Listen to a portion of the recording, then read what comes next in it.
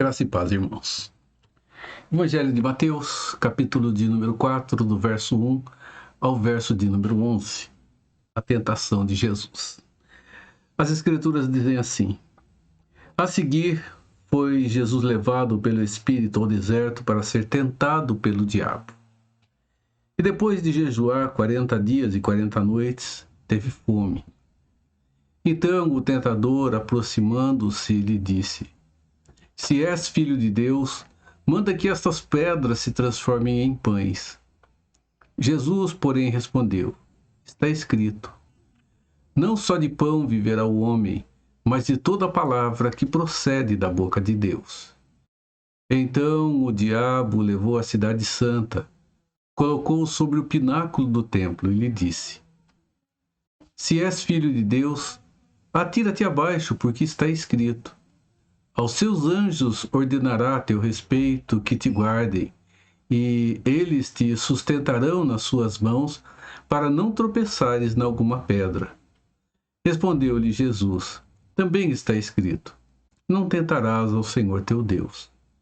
Levou ainda o diabo a um monte muito alto, mostrou-lhe todos os reinos do mundo e a glória deles, e lhe disse: Tudo isto te darei se prostrado me adorares. Então Jesus lhe ordenou: Retira-te, Satanás, porque está escrito: Ao Senhor teu Deus adorarás e só a ele darás culto. Com isto, o diabo o deixou, e eis que vieram anjos e o serviram. Amém. Vamos orar? Vamos louvar a Deus com o coral e a orquestra Unicesumar e depois continuamos meditando na palavra de Deus. Nosso Deus, grandioso e amado Pai, estamos mais uma vez diante da Tua verdade e pedimos a iluminação do Senhor para a compreensão do Teu querer, ó Deus. Continue renovando sobre nós cuidado, renove sobre nós bênção que somos tão carentes e necessitados. E obrigado. Obrigado porque o Senhor tem nos ajudado em tudo o que precisamos, tem nos suprido em tudo aquilo que nos tem sido necessário. Assim, nosso Deus, oramos em nome de Jesus. Amém.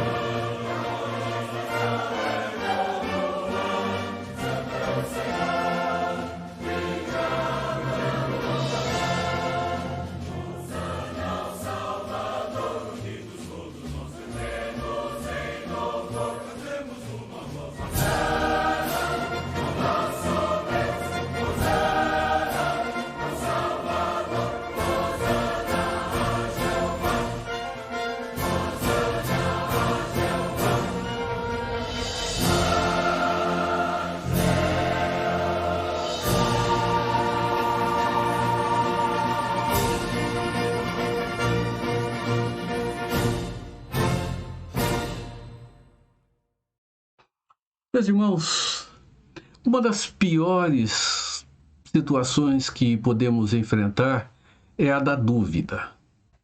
A dúvida, ela pode tirar-nos do eixo da nossa própria segurança. Nós podemos ter convicção de alguma coisa, mas se essa convicção ela não for realmente tomada por valor de segurança em nossa vida, ela pode ser abalada. Basta que alguém pergunte: você tem certeza disso? É isso mesmo. É interessante que em alguns programas de televisão, esses programas de pergunta e resposta, a pessoa que está respondendo as perguntas, ela pode ter absoluta certeza do que ela está respondendo, a opção dela é correta, mas quando aquele que está ali apresentando aquele programa faz a pergunta: você está certo disso? Você tem certeza? Realmente você está seguro? É interessante como muitas pessoas naquele momento, tendo certeza, deixam a certeza de lado pela dúvida e acabam muitas vezes desperdiçando ali oportunidades pela insegurança que aparece quando uma pergunta que lança dúvida chega diante deles. A dúvida. Eu quero falar um pouquinho sobre isso, sobre as dúvidas do nosso coração. Nós somos pessoas seguras em muitas áreas, em outras nem tanto. E, meus irmãos, na nossa vida com Deus também não é diferente. Nós podemos estar seguros dos valores da nossa fé, mas há muitos momentos em que a dúvida é lançada sobre nós, como a daquele apresentador de um programa de televisão que pergunta: você está certo disso? Você está seguro? É realmente isso que você quer? É realmente esta a resposta que precisa ser dada? São muitos momentos que vêm sobre nós e que, a exemplo de Jesus, o próprio inimigo de Deus, o nosso inimigo, nos assola com situações como esta. Jesus, ele estava iniciando o seu ministério. Estava no início. Jesus veio até João Batista para ser batizado. Um batismo diferente, porque Jesus não precisava de nenhum ato de arrependimento, mas ele cumpre ali com rigor o sacramento do batismo. Ele é batizado por João Batista. E logo depois, meus irmãos, do seu batismo, o seu ministério tem um start. E o start do seu ministério foi ser levado para o deserto para ser tentado por Satanás.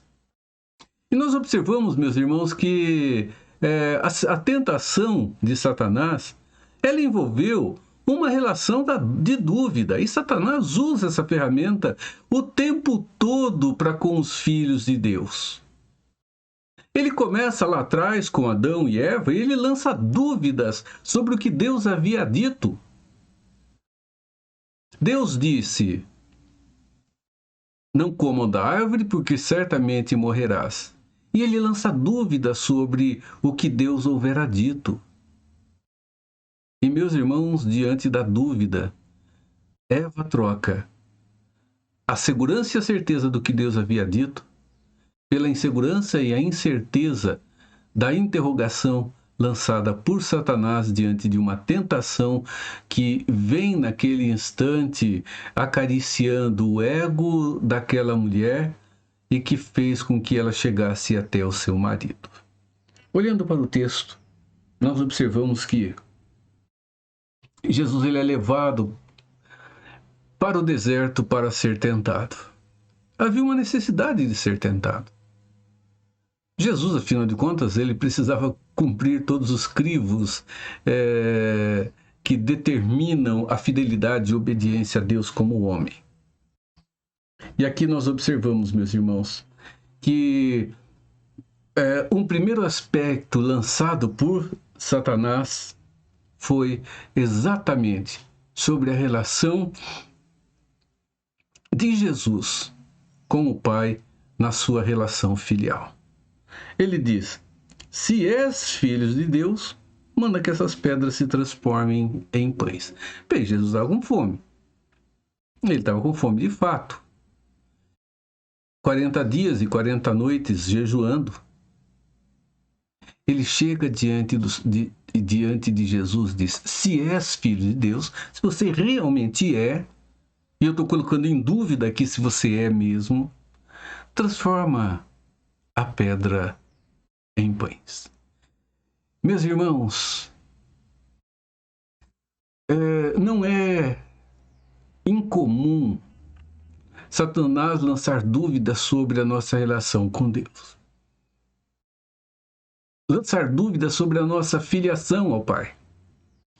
Lançar dúvidas sobre a segurança da nossa própria salvação. Lançar dúvidas sobre a verdade do próprio Deus diante de nós. Então, esse primeiro aspecto nos mostra que uma das inseguranças lançadas diante de nós por Satanás é se realmente, se de fato, a palavra de Deus ela é verdadeira como ela se apresenta. Começou com Eva. É isso mesmo?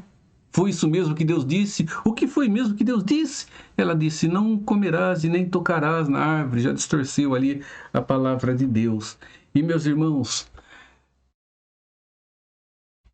lançar dúvidas sobre a verdade de Deus é uma das grandes estratégias de Satanás para tentar desestabilizar a nossa confiança no Senhor, desestabilizar a nossa fé, desestabilizar o nosso relacionamento com Ele.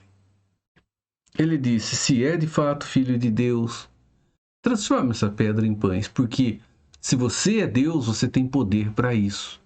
E se você tem poder, faça e mate a sua fome. Meus irmãos, vejam, a própria palavra de Deus ela pode ser usada por Satanás para tentar-nos diante da verdade do Senhor. Jesus ele rebate Satanás com a palavra de Deus, quando ele diz: nem só de pão viverá o homem, mas de toda a palavra que procede da boca de Deus. Satanás vem então e lhe diz: porque está escrito: aos seus anjos ordenará a teu respeito que te guardem, e eles te sustentarão nas suas mãos para não tropeçares em alguma pedra. Meus irmãos, a verdade de Deus tem que ser verdade indubitável para nós. E nós nos tornamos, meus irmãos, extremamente incrédulos.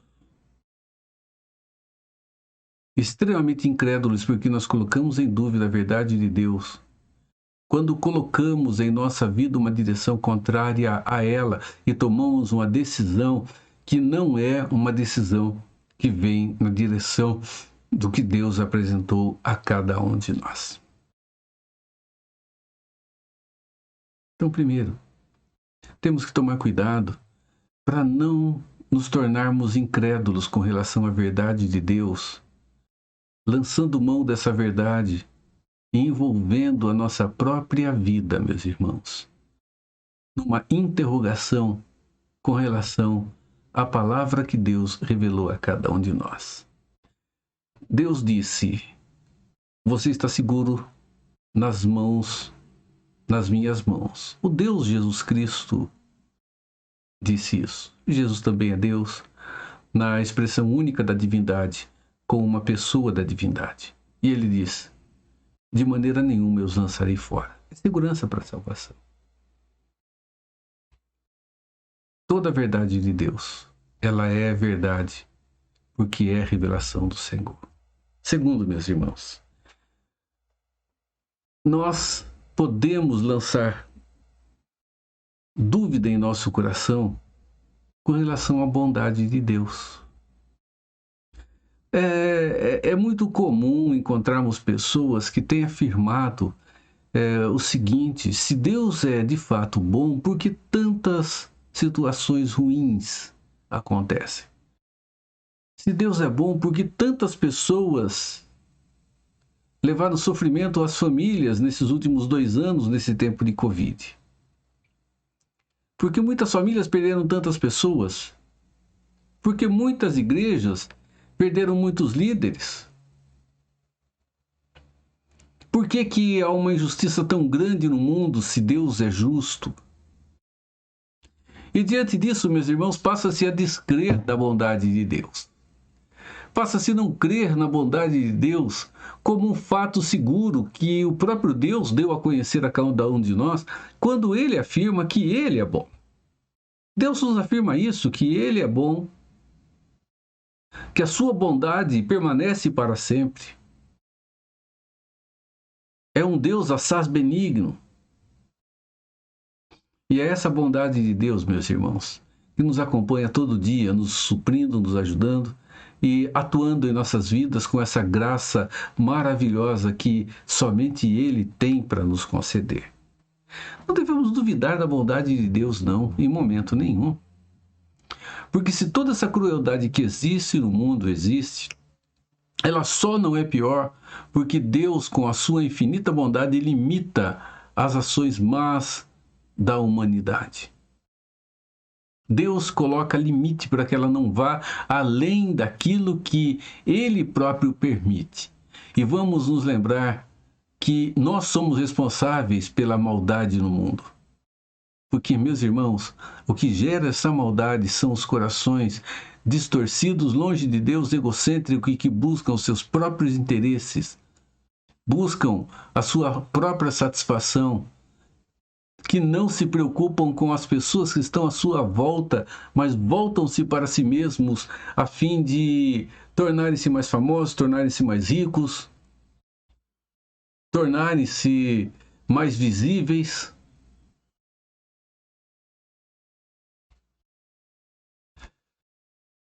O sofrimento que muitos enfrentam no estado terrível de pobreza acontece, meus irmãos, não é porque Deus não é bom, mas porque o coração do homem é mau. Na sua maldade de coração, muitos homens não ajudam porque usam como ferramenta de benefício pessoal a pobreza daqueles que estão lá vivendo nessa situação, porque de quando em quando aparecem pintados no retrato de bondade, suprem parcialmente a necessidade momentânea daquelas pessoas e saem de lá como verdadeiros heróis. Irmãos, se ao invés de investirmos tanto em armamento, em corrida espacial, em desenvolvimento tecnológico que vai beneficiar apenas alguns, nos voltássemos e voltassem as pessoas que precisam mais, nós não teríamos problema. Lendo esses dias sobre essa nova variante, a Ômicron, que surge no continente africano, se dizia que aquele continente enfrenta esta situação de pandemia de uma forma que não há uma vacinação eficiente, que sequer o saneamento ele é bem feito. Enquanto, meus irmãos, há notícias de países descartando vacinas porque elas estão vencendo, elas estão sendo jogadas fora, enquanto nós temos lá uma população extremamente carente, que precisa, mas não recebe. Não é a bondade de Deus que está em falta, mas é a bondade humana que se perdeu em meio a um egocentrismo e a um egoísmo muito grande. Deus é bom, meus irmãos, e a sua misericórdia, ela não tem fim. E um terceiro aspecto, meus irmãos, nós nunca podemos perder de vista que em Cristo Jesus tivemos a nossa dívida paga naquela cruz. E Jesus, que está iniciando o seu ministério aqui, Ele inicia o seu ministério já olhando para a cruz, na qual deveria ser pregado, deveria morrer para pagar a nossa dívida diante do Pai.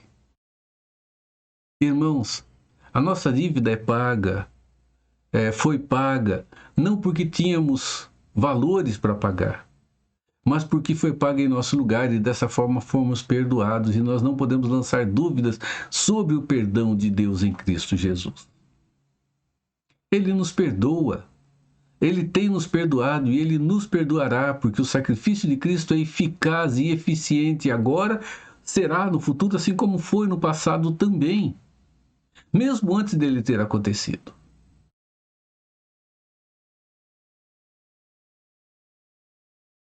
A palavra de Deus, o apóstolo Paulo diz em Romanos, ele faz a seguinte pergunta: quem lançará acusação contra os eleitos de Deus? Quem é que pode lançar dúvidas sobre o perdão concedido por Deus a cada um dos eleitos através do pagamento realizado por Cristo? Quem, afinal de contas? Satanás, ele é não somente o tentador, ele é o acusador e é o colocador de dúvidas. E a palavra de Deus afirma que não há nenhuma condenação para os que estão em Cristo Jesus, pois foi Cristo quem morreu e nos justificou. Então, nós não podemos lançar dúvidas sobre o ato realizado por Cristo na cruz em nosso lugar, que nos dá a garantia de que fomos perdoados, de que estamos sendo perdoados e seremos perdoados. 1 João diz que se confessarmos os nossos pecados, Ele é fiel e justo para nos perdoar dos pecados e nos purificar de toda a injustiça. Significa que ainda temos diante de nós essa rica ferramenta, a de confessarmos os nossos pecados e sabermos que seremos atendidos, seremos perdoados.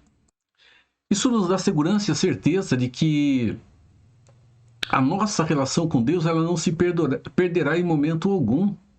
Continuaremos seguros nas mãos do Senhor, continuaremos perdoados, seremos perdoados na volta de Cristo e seremos perdoados por toda a eternidade. O perdão de Deus continuará sobre a nossa vida. Então, meus irmãos, não permitamos que sejam lançadas dúvidas sobre aquilo que é segurança para cada um de nós. Lançar dúvidas com relação à palavra revelada de Deus. Bom entendimento e boa interpretação é necessário. E nós não podemos lançar dúvidas sobre as promessas de Deus e sobre as realizações, sobre o consumar de cada uma delas. Depois, nós não podemos jamais lançar dúvidas sobre a bondade de Deus. Deus é bom em todo tempo, meus irmãos. Sempre foi bom, sempre foi misericordioso.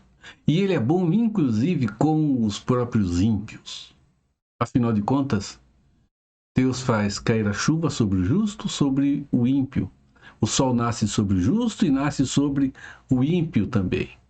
O ímpio também é beneficiado, meus irmãos, por esse cuidado providencial de Deus, que é expressão da sua bondade para com toda a sua própria criação. E depois, não podemos lançar dúvidas sobre a segurança da nossa salvação, sobre a segurança do nosso relacionamento com Deus, sobre a segurança que o perdão de Deus em Cristo Jesus trouxe a cada um de nós. Não sejamos incrédulos, mas sejamos crentes na pessoa do nosso amado Senhor, o nosso Redentor, a pessoa de Cristo Jesus. Irmão, minha irmã, que Ele renove-se em bênção sobre cada um de nós. E não vamos deixar que a dúvida se sobreponha sobre a segurança e a certeza que há em nossa própria vida. Quando uma interrogação for colocada diante de você, pense se essa interrogação ela é de fato uma dúvida que merece consideração ou se é mais uma tentativa de desequilibrar a sua segurança e a sua confiança.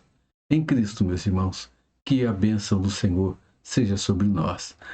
O coral Unicesumar vai cantar Crejar. E é o que nós precisamos. Crer e crer de todo o coração em toda a verdade e em toda a segurança que temos no nosso Deus através de Cristo Jesus. Que Ele nos abençoe. Amém.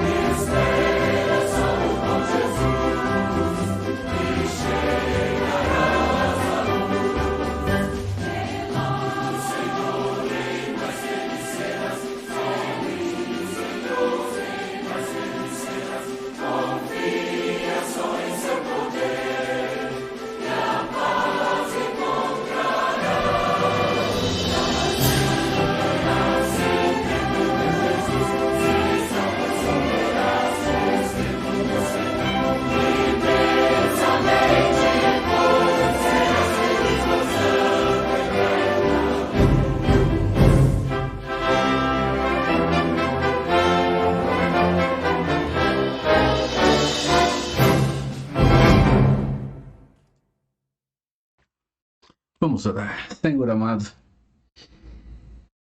é verdadeira e autêntica luz que brilha em nosso coração por causa de Cristo Jesus. Obrigado, Senhor, que nós não coloquemos dúvidas sobre os valores da nossa fé. Que não tenhamos dúvida, Senhor, sobre a tua bondade. Que não tenhamos dúvidas, nosso Deus, sobre a tua verdade, a tua palavra. Que nós não tenhamos dúvidas, Senhor, com relação ao teu perdão na pessoa de Cristo Jesus. Que nós estejamos seguros dentro da bênção de todos os teus valores. Que estejamos seguros no Senhor. E que saibamos viver essa segurança. Continue a cuidar de nós nessa semana que se inicia e nesse ano que termina. Cuide de nós. Pedimos, Senhor, pelo que precisamos. E assim nós o fazemos orando em nome e no amor de Cristo Jesus. Amém. Meus irmãos, que a graça de Jesus Cristo, o amor de Deus, o nosso Pai, e o consolo do Espírito Santo seja com a sua vida, seja com o seu lar e seja com todo o povo de Deus, hoje e sempre. Amém. Amém. Que Deus te abençoe e te fortaleça. Amém.